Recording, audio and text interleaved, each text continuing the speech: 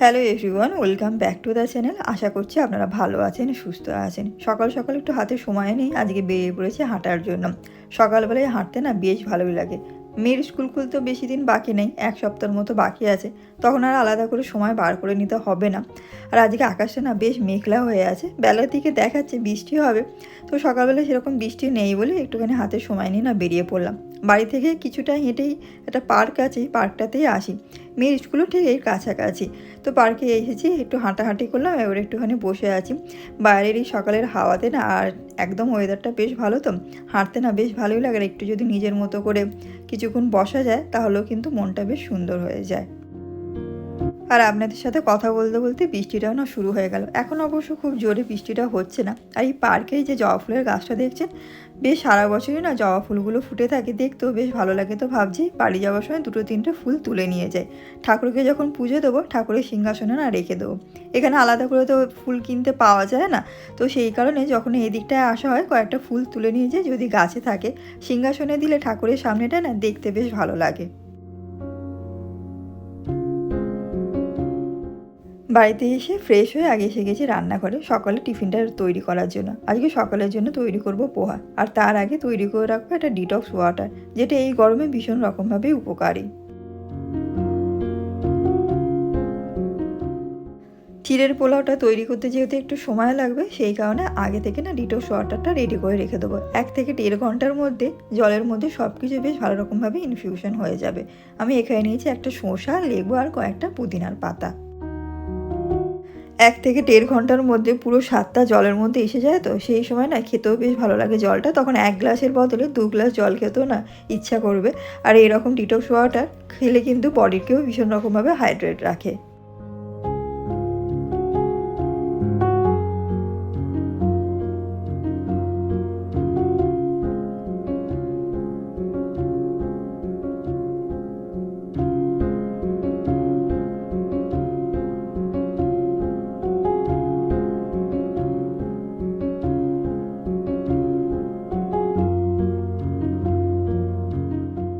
Nonstick প্যানে দিয়ে দিয়েছি সামান্য তেল, তেলের মধ্যে দিয়েছি কালো সর্ষে, ড্রাই কারি পাতা, আর তার সাথে দিয়ে দিয়েছি কেটে রাখা আলু। আলুটার মধ্যে দিয়ে দেবো সামান্য হলুদ, যাতে আলুটা তাড়াতাড়ি ভাজা হয়ে যায়।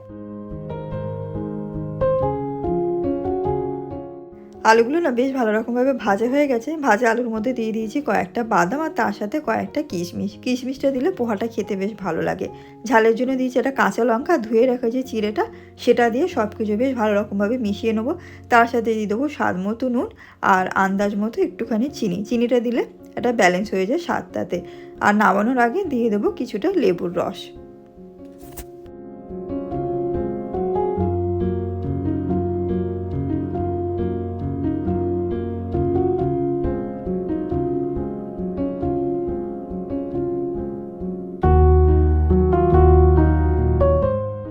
আর আজকে দুপুরের রান্নাটা না বেশ ফাঁকিবাজি রান্না, হাতে বেশ অনেকটা সময় আছে। মেয়ের সঙ্গে এসে গেছে একটুখানি খেলতে। ওই যে জন্মদিনের খেলাটা পেয়েছিল, মাঝে মাঝে আমি আর মেয়ে যে বসে পড়ি, খেলাটা না বেশ ভালো, মজাই লাগে কিন্তু খেলতে। আর মেয়ের স্কুল খুলতেও বেশি সময় নেই, 1 সপ্তাহের মতো বাকি আছে। সকালের দিকটা তো বেশ আমি একাই থাকি, মেয়েরও স্কুল খুলে গেলে অনেকটা সময় সে স্কুলেতেই থাকবে। সময়টা বেশ অনেকটাই কম পাওয়া যাবে দুজনে একসাথে ছুটির দিন ছাড়া। তো ভাবলাম হাতে যেহেতু অনেকটা সময় আছে, ওর সাথে একটুখানি খেলি, বেশ ভালোই লাগবে। আর খেলাটাও বেশ মজার, তো ওরও সাথে সাথে না আমারও বেশ মজা লাগে খেলাটা খেলতে।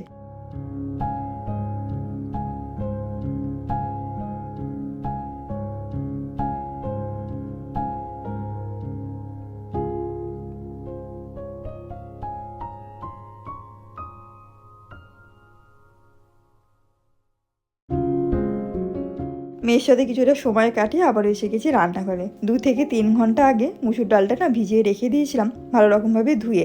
এরপর এটাকে একটা গ্রাইন্ডারের মধ্যে দিয়ে একটা পেস্ট রেডি করে নেবো।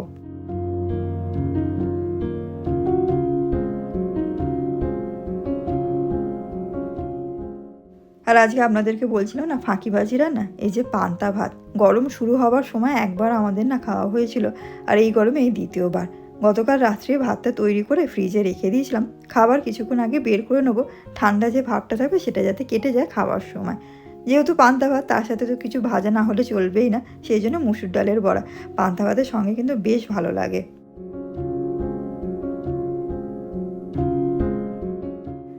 পান্তা ভাতের সাথে আর যে দুটো ভাজা ভালো লাগে সেটা হচ্ছে আলুর চপ আর তার সাথে ফুলুরি। আমার তো ফুলুরিটাই না বেশি ভালো লাগতো। যে কোনো পাড়াতে একটা বা দুটো এরকম ধরনের চপের দোকান থাকে, আর সেই চপের দোকানে পোড়া তেলের আলুর চপ বা ফুলুরি তার স্বাদই কিন্তু আলাদা। সে যতই আমরা ভালো রকমভাবে বাড়িতে তৈরি করি না কেন, সেই চপের দোকানের পোড়া তেলের আলুর চপ আর ফুলুরির স্বাদই কিন্তু আলাদা। আর সেই চপ দিয়ে পান্তা ভাতের স্বাদ সেটা একদম মানে দ্বিগুণ তিনগুণ বেড়ে যায় এই রকম ভাজার সাথে। কান্নাকাটি করতে করতে পেঁয়াজগুলো কাটা হয়ে গেছে। পেঁয়াজগুলোতে না ভীষণ ঝাল ছিল। ঝালের জন্য দিয়েছি দুটো কাঁচা লঙ্কা, স্বাদ মতো নুন, হলুদ সব কিছু দিয়ে ডালের সাথে বেশ ভালো রকমভাবে না মাখিয়ে রেখে দেবো 10 থেকে 15 মিনিটের জন্য।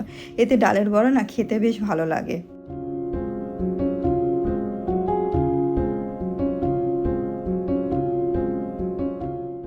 আর এখানে জলের জারটাও না শেষ হয়ে গেছে, মানে জলের জারে জল নেই, তো সেই কারণে নতুন যে জারটা আছে সেটা এখানে না রেখে দেবো। আর তার সাথে প্রত্যেক দিন যে জলের বোতলগুলো আমরা ব্যবহার করি জল খাওয়ার জন্য, সেটার মধ্যে জলটা না ভর্তি করে রেখে দিলে সারাদিনের একটা বড় কাজ আমার কমপ্লিট হয়ে থাকবে।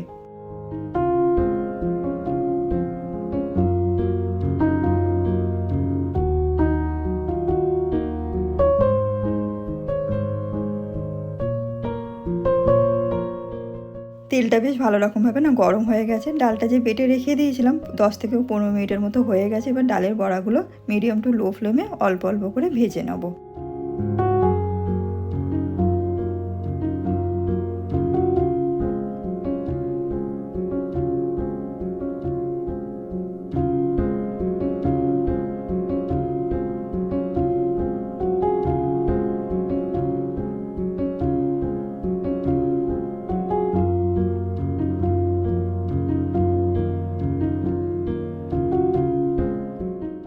মুসুর ডালের বড়ার সাথে করব পোস্তর বড়া। পোস্তটাও না আগে থেকে বেটে রেখে দিয়েছিলাম। পান্তা ভাতের সাথে কিন্তু পোস্তর বড়াটা না বেশ ভালো লাগে। আর তার সাথে মানে পেঁয়াজ পোস্তর বড়া করব। আর এখানে দুজনের জন্য দুটোই করব। পোস্তর যা দাম সব জায়গাতেই, সেই জন্য একদম দুজনের জন্য দুটো। অল্প করে খাও কিন্তু একটুখানি মনটাও একটুখানি খুশি হলো আর খাওয়া হলো। তো এখানে পোস্তটা বেটে রেখে দিয়েছিলাম, তার সাথে পেঁয়াজ, ঝালের জন্য কাঁচা লঙ্কা, সামান্য নুন, একটু হলুদ আর এই সামান্য তেল দিয়ে পোস্তটাকে না মেখে নেবো হাতের সাহায্যে। এখানে আমি কোনো রকম না জলের ব্যবহার করি না। জল ছাড়াই পোস্তটা কিন্তু বেশ ভালো রকমভাবে মাখা হয়ে যায় আর একটা বড়া শেপেও এসে যায়।